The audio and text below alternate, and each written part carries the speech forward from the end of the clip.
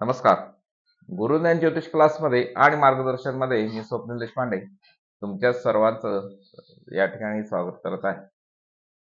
कालच आपले कोल्हापूरचे सुपुत्र डॉक्टर डी.वाय. पाटील यांचं वृद्धापकाळाने निधन झालं. असे त्यांच्या कुंडलीमध्ये कोणतेही योग होते की त्यांनी क्रीडा क्षेत्रामध्ये, शिक्षण क्षेत्रामध्ये, राजकारणामध्ये जे स्वतः राज्यपाल राहिलेले आहेत, त्यानंतर त्यांना पद्मश्री अवॉर्ड मिळालेला आहे. असे त्यांच्या कुंडलीमध्ये कोणते योग होते हे आपण त्यांच्या कुंडलीद्वारे अभ्यास करायचा आहे. आणि ज्यांच्या नावामध्येच ज्ञान आणि देव असं नाव त्यांचं ज्ञानदेव असं होतं, त्यांच्या कुंडलीचा आपण अभ्यास या ठिकाणी करायचा आहे. आणि अभ्यास अशासाठी करायचा आहे की आपल्या कुंडलीमध्ये असे काही योग असतात का, आहेत का, हे चेक करायचं आहे.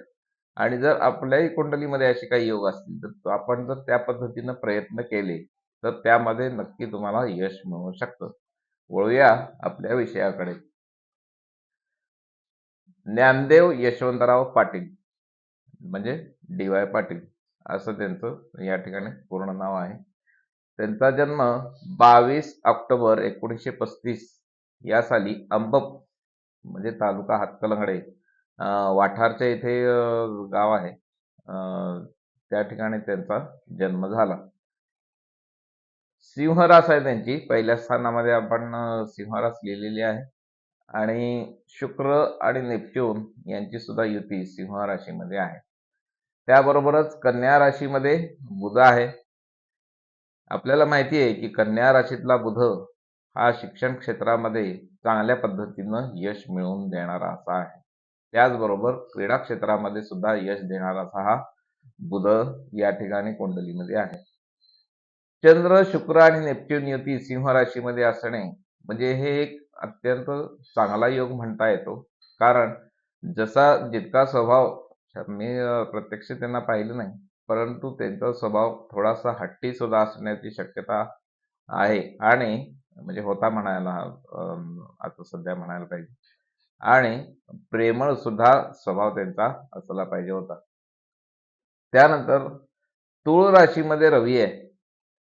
या संपूर्ण सगळ्या म्हणजे क्रीडा क्षेत्रामध्ये त्यांनी नावलौकिक मिळवलं, राजकारणामध्ये नावलौकिक मिळालं. तरी सुद्धा हा तुळ राशीतला रवी आहे मित्रांनो. आपल्याला माहिती आहे की राजकारणामध्ये यश मिळण्यासाठी रवी हा चांगला लागतो. परंतु ज्योतिषशास्त्रामध्ये या ठिकाणी बघायला गेलं तर तुळ राशीतला रवी आहे. आपण असा विचार करायचा आहे, या ठिकाणी तोच रवी जर चांगल्या स्थानामध्ये असता, चांगला राशीमध्ये असता, तर हे डॉक्टर डी.वाय. पाटील हे मुख्यमंत्री पदावरती किंवा अगदी पंतप्रधान पदावरती सुद्धा पोचले असते. जर हा तुळ राशीचा रवी जर इतर राशीमध्ये, स्वराशीमध्ये किंवा मेष राशीमध्ये असता तर. म्हणजे रवी इतका महत्वाचा या ठिकाणी आहे.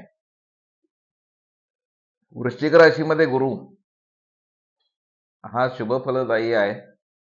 आणि त्यामुळे शिक्षण संस्था वगैरे, त्यानंतर त्यांना जी काय प्रसिद्धी मिळाली, त्यांना जे काय यश मिळालं, त्यानंतर त्यांना जे पद्मश्री अवॉर्ड मिळाला, ह्याचंच कारण या ठिकाणी वृश्चिक राशीमध्ये गुरु, कन्या राशीमध्ये बुध हे सगळ्यात मोठं असण्याचं कारण आहे. आणि धनु राशीमध्ये मंगळ आणि राहू, आणि मंगळाबरोबर राहू असणे म्हणजे क्रीडा क्षेत्रामध्ये या ठिकाणी नावलौकिक त्याने मिळवलेला आहे. अगदी आपल्याला माहिती आहे की डी.वाय. पाटील स्टेडियम सुद्धा आपल्या भारतामध्ये या ठिकाणी आहे.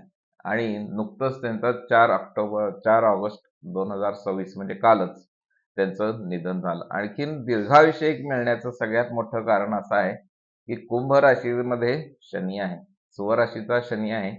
आणि हा स्वराशीचा शनी नक्कीच कुंडलीमध्ये त्या व्यक्तीला दीर्घायुष्य देतो. म्हणजे जवळ 90 वर्ष त्यांनी या ठिकाणी आयुष्य भोगलेलं आहे. तुम्हाला जर हा व्हिडिओ आवडला असेल, तुम्हाला काय वाटतं या ठिकाणी? त्यांना नक्कीच, जर तुळ राशीमध्ये जर रवी नसता तर नक्कीच पंतप्रधान पदावरती सुद्धा ते विराजमान झाले असते. तुम्हाला जर व्हिडिओ आवडला असेल तर लाईक, शेअर, सबस्क्राईब करायला नक्कीच विसरू नका. नमस्कार.